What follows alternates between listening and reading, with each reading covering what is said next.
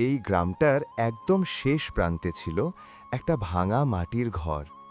এই ঘরের ভেতরেই লুকিয়েছিল অনেক না বলা কষ্ট। ছোট্ট ছেলেটা আজ খুব শক্ত হয়ে কথা বলছে, কারণ সে জানে আজ না বললে কাল হয়তো অনেক দেরি হয়ে যাবে। ঘরের ভেতরে শুয়ে থাকা মানুষটা শুধু একজন মা নয়, সেই ছেলের পুরো পৃথিবী।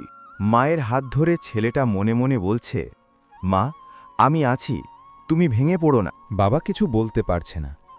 দারিদ্র্য অনেক সময় শব্দ কেড়ে নেয়। স্কুলে যাওয়ার পথে ছেলেটার পা ভারী, কারণ তার মনটা বাড়িতেই পড়ে আছে। খাতার পাতায় অক্ষর আছে, কিন্তু তার চোখে শুধু মায়ের মুখ।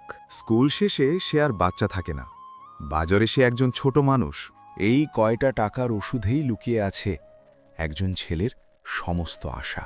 রাতটা ভয়ঙ্কর হয়ে ওঠে, মায়ের শ্বাস নিতে কষ্ট হয়। কাঁদতে কাঁদতে ছেলেটা বাবাকে বলে, বাবা, আমরা কি মাকে বাঁচাতে পারবো না?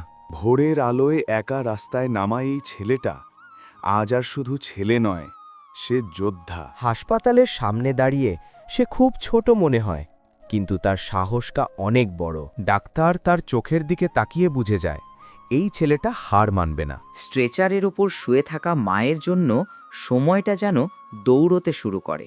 হাসপাতালের করিডোরে বসে ছেলেটা প্রথমবার ভয় পায় সত্যি সত্যি। ডাক্তারের মুখে হাসি দেখে ভাঙা বুকটা আবার শ্বাস নিতে শেখে। মা ছেলেকে জড়িয়ে ধরে বলে, তুই আমার শক্তি বাবা। দারিদ্র্য এখনো আছে, কিন্তু আজ আশাটা ফিরে এসেছে।